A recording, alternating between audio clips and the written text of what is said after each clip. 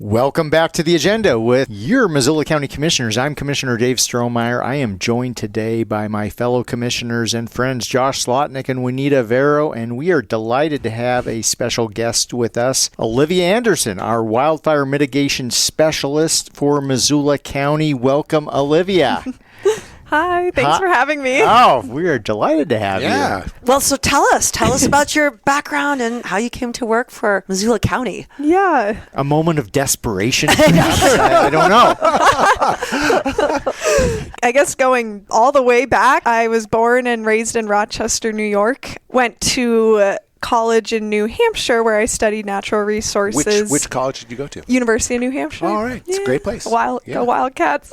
I mean, love New England, love the East, but then I worked a whole variety of different natural resource positions spanning invasive weed control, lake water testing into some wildlife, and then I found myself working in more of the outreach and communication in natural resources. I did some like youth education, things like that, and really found a passion for working with the public in natural resources. And then I wanted to move somewhere different, so I found myself to Idaho for a summer and bopped around before. Where in Idaho? Council. It's like an hour from McCall. Oh, McCall's beautiful. Yeah, it was a really fun summer. And then I moved to Missoula 2.5 years ago and got a job with the Department of Natural Resources and Conservation at the Missoula unit here. I was their fire adapted communities coordinator, so very similar position as to what I'm doing right now. Learned so much about wildfire and community preparedness, how to communicate this stuff with people. And then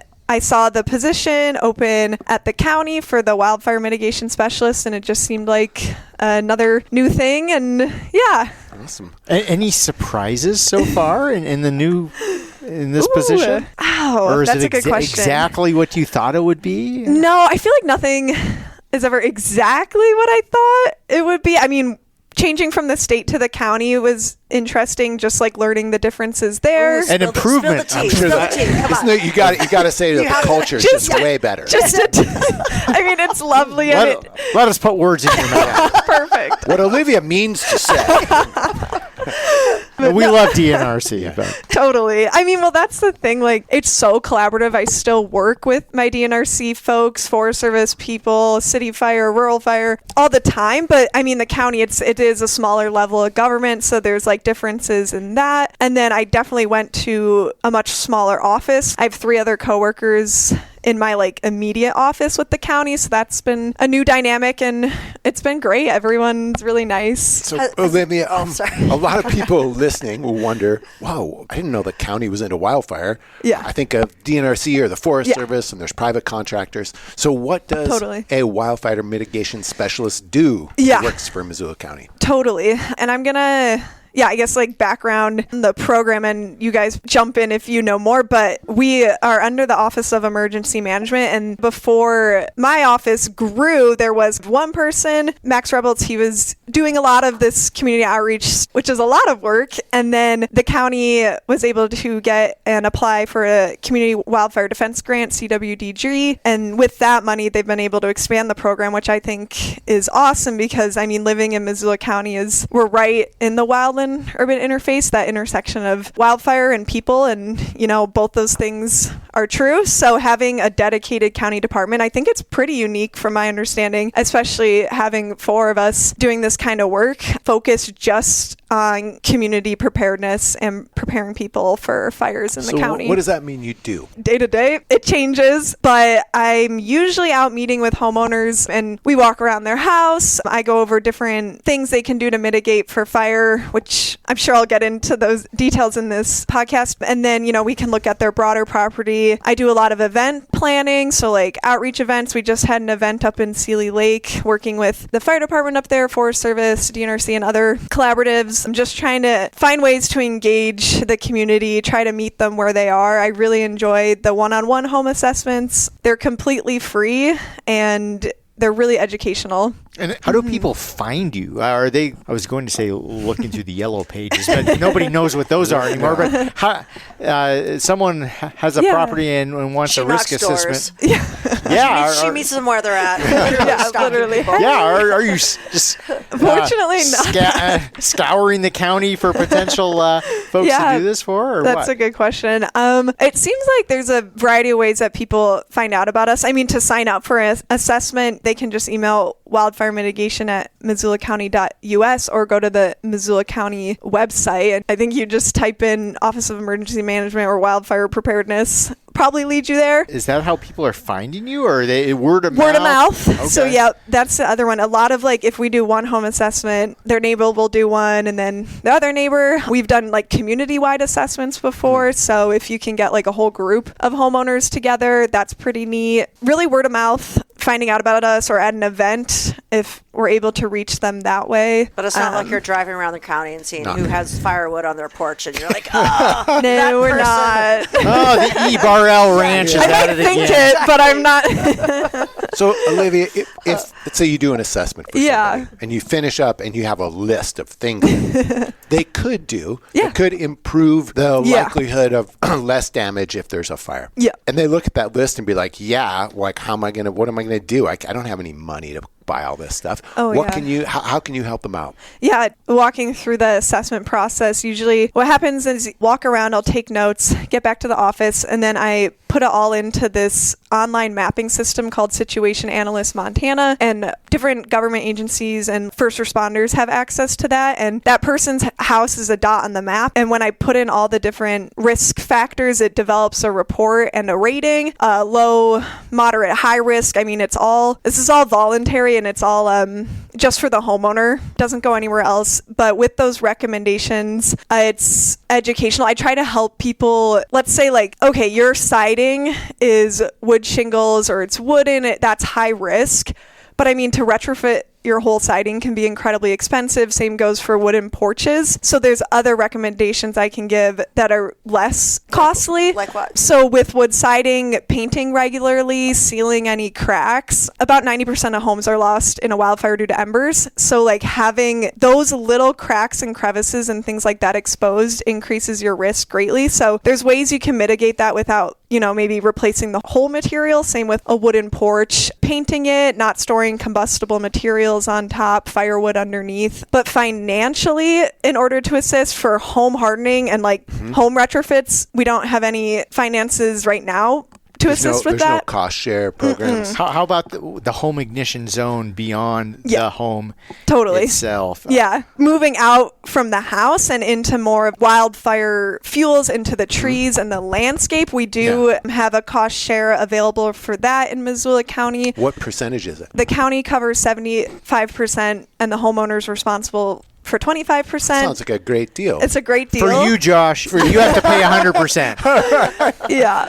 And you said so you're working in the woods nearby a person's house. Pretty much. Yep, and what sort of thing would you do? Yeah. We have a whole list of contractors, and with that contractor and then our county prescription based on our wildfire risk mitigation specs, usually it's things like removing small diameter trees, 8 inches and less, removing ladder fuels, so small vegetation, small trees that act like a ladder into the crowns of trees. And it's just trying to slow down the path of fire, ideally keep it on the ground, or, stop it altogether as it gets closer to the home and in that home ignition zone. I will say the cost share does not cover the Frenchtown area or the Lolo area now. I did not apply for the grant, but those areas were deemed, there was an income requirement, and those areas were deemed more high income. We're trying to apply for another round of CWDG and hopefully have our cost share expand to that part of the county. So what are the areas where you're working? A lot of work up in Sealy Lake right now, all throughout the other parts of the county. We have a lot of one way in, one way out drainages that can be pretty high risk. So O'Brien Creek, Grant Creek, Rattlesnake, Miller Creek, all of those. Patty Canyon, that cost share was through a Forest Action Plan grant with the DNRC. So there's been a lot of work done up there. Yeah, and then another program that our department does is chip days. So we have a chipper that we bought with the grant. So we're able to drive around and help. If, homeowners put their debris out on the side of the road, we can come by and grab that stuff. So, the county, you guys will do the chipping? Yeah. Yeah. Oh, okay. And then what do you do with the chips? We haul it to Garden City. Oh, Garden City. Yeah. Okay. Yeah. That's a free service. Yeah. And how much is fuel these days? Yeah. Do you guys know how much Missoula County is doing for you, listeners? So, Olivia, from a public education standpoint, have you found any messages to land better than others? I think back to a number of years ago, if you remember the Rice Ridge fire up in the Sealy area. I was up there, and there's a doggone smoke column, like 30,000 foot tall, and there's someone still with a pile of firewood taking up their whole deck. And you would think that there's a smoke column right there from a very large fire. Yeah. This should maybe kick me into action, but totally. Maybe not so much with some folks. And sometimes it does. We've noticed when there's smoke in the air and visible, our phone starts to ring a little bit more. But how we think of it is it takes time to change behavior.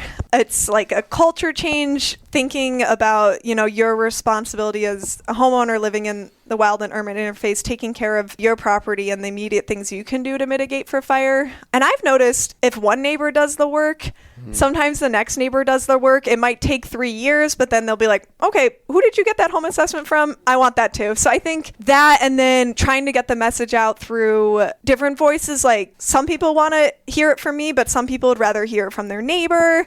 So I always encourage neighbor to neighbor communication. Communities working on this within their own neighborhood, I think goes a world further than just me, myself, going out to one person's house in that neighborhood. Like it really needs to be a whole neighborhood working together. They're able to do so much more, help each other out, whether it's evacuation planning or helping their neighbor clean their gutters, getting on a ladder, all that type of stuff, I think needs to be from within the neighborhood. And I've found that to be pretty useful in helping get people who are maybe more hesitant. So what are some common recommendations you may often make? Definitely. I think the biggest recommendation I usually have for folks is their immediate zone, so 0 to 5 feet. The home ignition zone, or HIZ, is broken up into 3 different zones. And the first zone is the house itself, so like that home hardening stuff I was talking about, like physically changing the home to be more wildfire resistant. But then the 0 to 5 feet is usually where folks could do some mitigation, and it's like one of the ripping out all their juniper bushes. Exactly. Perfect. I say that a lot. And then replacing wood mulch with rock, removing juniper, other fuels up against the house. And this, we always tell homeowners to start with the house and work out from there, because that's going to be the biggest change you could do to prepare your home for fire. So like even just screening off an attic vent with a 1/8 inch metal mesh to keep embers out, screening off the underside of a deck with some sort of metal mesh, or closing it off altogether to keep embers from getting in under there. And I would say, that 5 foot zone is usually the area that I have the most recommendations for folks. And it's also really critical. So that's why I focus so much time there. They've found in a lot of post-fire research that 0 to 5 foot zone has shown to be one of the biggest reasons of why a home burns and why it doesn't. Wow. And a lot of that research is like home to right here in Missoula. Dr. Jack Cohen and team of researchers were some of the founders in this home ignition zone work, which is pretty neat because it's right here in Missoula. And also that 5 foot, I mean, that's where a homeowner can actually do that work themselves. I mean, they don't have to hire a contractor. They're not rebuilding the roof. They're not like doing timber management outside their property. It's something that you can really do. And you wonder if some of these local nurseries should put a warning sign on those juniper bushes. Like, do not plant right next to your house. How do those conversations go with local nurseries? Like what? Yeah. I mean, those are very early stage. And I think it'd be really cool to see, like, if you're walking through a nursery in town and you're about to buy a juniper, if there could be some sort of, have you thought about this? I don't know if that's something they're interested somebody in in a doing. Smokey Bear costume standing there. Jumps out. Yeah. But have you talked to landscape architects and designers and nursery owners? And how do those conversations go? I think the landscaper partnership hasn't been dived into as much as we could. We've been working with our contractors that do a lot of the fuel mitigation with the cost share to help them kind of motivate homeowners when they're out there. If there's a juniper up against the house, maybe they can take that with them as they go. We have started talking to realtors a bit more. That's a good idea. Yeah. If you're selling a house in the Upper Rattlesnake and it has a wood shingle roof, could that be something the realtor, whether they point them to our office for education or, I don't know, work with the seller or the buyer? Do you guys have like a little handbook that a realtor could give a prospective buyer? Like, you're going to live in the WUI, here are 10 things you should know. Yeah, we have community preparedness guides that we did a talk to a bunch of realtors that we had they to should hand be out. carrying those around with them. That would be really cool if we could get what realtors. do the realtors say? Why wouldn't they? There were quite a bit of them at this training that were interested in this topic. A lot of them seem like they want to convey the message. But yeah, what do they run up against? Like, what's the resistance? Or I'm just trying to understand how this conversation happens out in the real world, and if we're trying to like make a cultural change, how do we? Well, is there a difference between a buyer and a seller in terms of representation? I mean, if you're trying to unload this juniper-ridden parcel, it's like you're not going to say, well, you're going to get this and you're going to have to spend a bunch of money to rip this stuff out versus the buyer. I don't want to pay for that. Yeah. So, Olivia, we are obviously about to head into wildfire season. What are some things people should be thinking about? Yeah, there's a couple of things here. So, mitigating that home ignition zone. So looking at where your firewood's located, moving that 30 feet away from the house, looking at screening off vents, raking, taking a leaf blower from around the 5 feet of your house, limbing up tree branches on the property so they're not touching the ground, reaching out to us for a wildfire risk home assessment. So all that mitigation work. And then there's so many resources online about the home ignition zone. I could go into it and break it all down, but like going to NFPA home ignition zone, they have a lot of great research.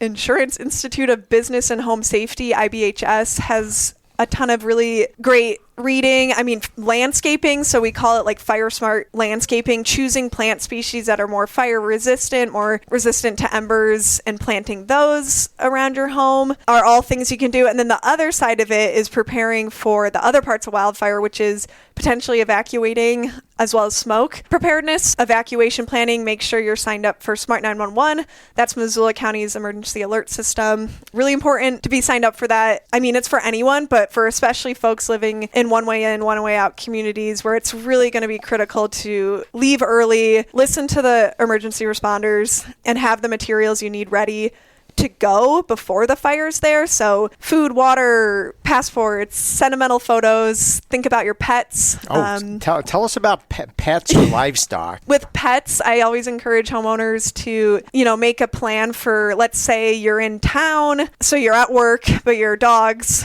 at your house, way up in one of the drainages. If there's an evacuation, there's a chance where, since first responders are accessing that area, they may close traffic from going in. So maybe you have a neighbor that's home that would be willing to grab your dog or your cat or your parrot or whatever on their way out. And then Natalie Sullivan, she is doing a lot of great work in helping homeowners who have livestock be prepared to evacuate. So she would be at Ecology and Extension. She would be the go-to there. The horses take forever to pack their go bags. I know, their go bags are so much stuff. difficult. And then for smoke preparedness, I always like to point people towards, our own Missoula Public Health, Carrie Mueller. She's done a lot of really awesome work in smoke preparedness as well as climate smart. Tons of resources on that, getting a clean air filter.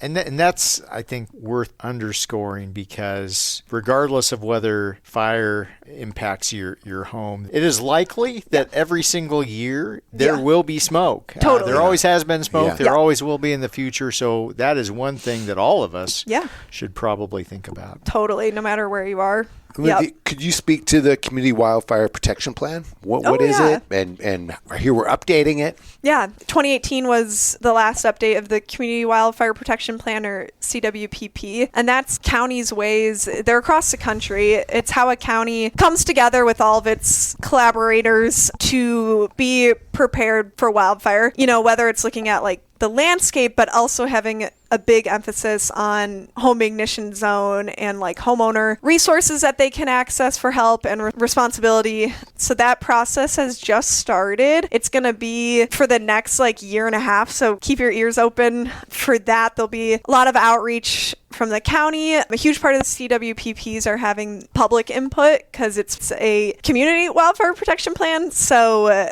having, you know, the people that live here have their concerns voiced and shown within the CWPP. And to do that, you can go to a Missoula County Voice. And then there will be a survey on that. So it's, you know, represented in the CWPP. So that'll be pretty neat as that process gets further along. And we're going to be doing some outreach events come the first week of June. So where are those going to be? Mondays in Missoula at the Butterfly House. And then there'll be some in Frenchtown, Sealy, and then Lolo. And all that's on Missoula County Voice. Yes. Great. And I believe there will be refreshments. They'll be serving little smokies. Yeah. Smoldering ember sandwiches.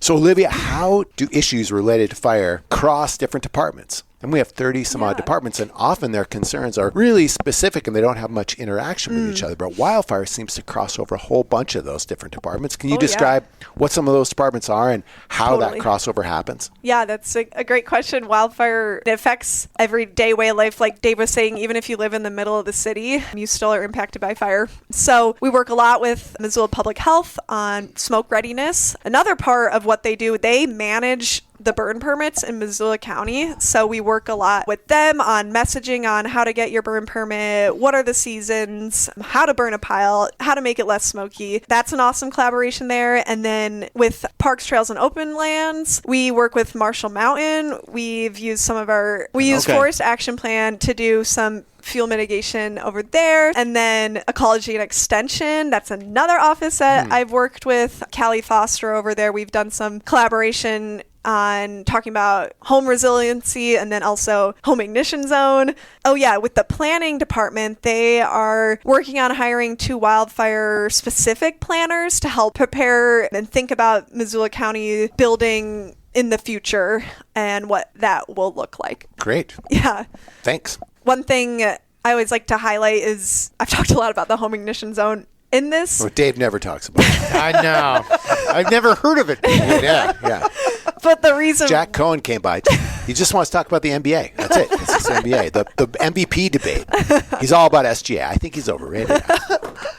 No, but the reason why we talk about it so much, and it's across all of our different agencies, not just the county, preparing your home ignition zone helps first responders as well. There's not a firefighter for every home in this county or anywhere. Homeowners need to take responsibility of preparing their home and property for fire. You make it safer for first responders as well when they do go into a community to fight off a wildfire, and acknowledge that fire is a part of living here in Montana. We love the forest here, but our forests also, they need fire. And that's sometimes what happens. We get wildfires. So taking accountability for preparing your home ignition zone, and then also knowing you're not alone, because there are departments within the county that can do these home assessments for you and answer any questions. So question just jumped in my head. Bonus round. Bonus round, yeah. So thinking about the fire in California last year, the Palisades fire, or the Camp Fire, or that fire that basically burned all of Talent, Oregon. What would prevent such a thing from happening in Missoula, where you have the ember shower that becomes an urban conflagration? Yeah, the urban conflagration, that's like, the sheer distance of homes to homes. And we do have really tight housing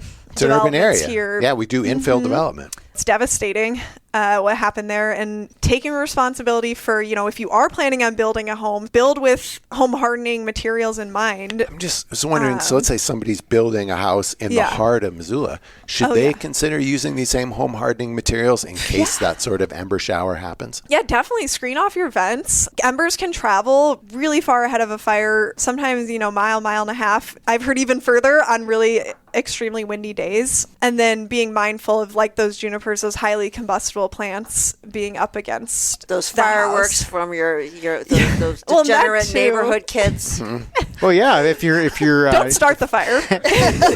Always a good idea. if your neighbor's house starts on fire, these same precautions would be at play. Totally. If your neighbor's duplex is blazing and you've got those junipers right up against your house, well, there's a good chance they're going to ignite and burn your place down too. Yeah. So. I think all of us being responsible recreators pivoting to the fire prevention side of it, but 70% of wildfires in Montana are started by people. So being responsible throughout fire season so we avoid something like that happening around here. What are the top 3 things that a human can do to prevent catastrophic fire? Yeah. The number one cause of wildfires started by people in Missoula County are escape piles. So having enough water, don't burn more than you can handle, start smaller. Don't build your pile around a ton of overhanging branches and tall grasses. Don't burn on super warm, windy days and always get a permit. Okay, that's one. Oh, yeah. And then campfires, I believe, come in second. So extinguishing your campfire completely, that includes in the fall. Warming fires, those it can be.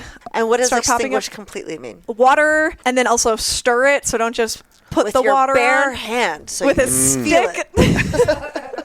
Preferably a tool of sorts. But you do want to check before you got to leave feel it. safely. Yep. And number 4 is deep fat frying turkeys. Yeah. The fire department, would appreciate that shout out. What about like lawnmowers, trailer chains? Like, I think that would be that would be my other one. Is sparks, tying your chains up on your trailers as you hit the highway. Sparks from lawnmowers, listening to any restrictions that might happen this summer. Yeah. Are we ready for the grand finale? Yeah. Oh, Guys, okay. I was thinking about this one. The pressure. We got to let us ask it. Okay. What did you think we were going to ask? Yeah. So Yes. tell Okay, what's- favorite bird species. No, I I have one. What is a sandhill crane? Oh, I love them. so good. That's Yeah. good. And That's so good. delicious. And so, I mean, ribeye of the sky. Come on. I have heard that. Ribeye of the sky. oh my God. Oh, the neck meat is to die for. Evolved. First name of a person whose last name was Pulaski. Oh, Ed Plasky. Ed. Yes, I could have got that This one is too. Nice. trivia. I could not. Have Okay, yeah. what's farther north, Uruguay or Paraguay? What? I knew Guay. I could Just stumble. Guay. Just Guay. No, we'll put all this aside. What is it? Is it? Uruguay? Uruguay. Okay. That's what I'm saying. Someone check that. So, Yeah, true. Or delete quick. Yeah. So, tell us the nugget of wisdom you've come across. Good book. Yeah. Yeah. And you get to Piece of choose from the culture, whole yeah. world of culture. Doesn't even have to be a book. Anything you've Oh, heard, wow. run Okay. across that you thought was repeatable. Okay. And even if it's not repeatable, Even if you can repeat it. Got it. The 16 people listening will be offended, but it's a small group. Oh my gosh. Well, I know my coworkers will be listening. So. Oh, pshaw. Okay, so I thought about these questions. A good book I read recently, I just read The Women by Kristen Hanna. It's historical fiction about the Vietnam War and nurses over there. Really cool ending. Highly recommend. And then nugget of wisdom. I FaceTimed my mom for Mother's Day yesterday. Good job, Olivia. Of course. Where is she? She's in Rochester, New York. So, Yeah. But I asked her for a nugget of wisdom, and she said, what was it? It was, don't be the oppressor of your own joy. So she was getting at... That's good. I know. She's so smart. Yeah, that's good. She was getting at, enjoying who you are, where you are right now. And if sometimes I feel like when you're like resting or not doing something that you might think is productive, that's okay, and to not squash your own joy. Well done. Way to go, Mom. That's Stephanie Anderson. Nice job. Nicely Yes. done. Yeah. Well, thanks so much for joining us, Olivia. Thank you. Yeah, This was thanks fun. for joining the county. Oh, Yes. thank you Yes. for Thank having you. me. It's We've been told really the DNRC to nice. stop their whining. Grow up. Olivia's come to us. It's time to move on. Oh, Paraguay. that's Sorry, awkward. not Uruguay. We stand corrected. We stand corrected. See you all Thanks, next everybody. time. Thanks, everyone. Thank you. Thanks for listening to The Agenda. If you enjoy these conversations, it would mean a lot if you'd rate and review the show on whichever podcast app you use. And if you know a friend who would like to keep up with what's happening in local government, be sure to recommend this podcast to them. The agenda with the Missoula County Commissioners is made possible with support from Missoula Community Access Television, better known as MCAT, and our staff in the Missoula County Communications Division. If you have a question or a topic you'd like us to discuss on a future episode, email it to communications@missoulacounty.us. To find out other ways to stay up to date with what's happening in Missoula County, go to missoula.co/county updates. Thanks for listening.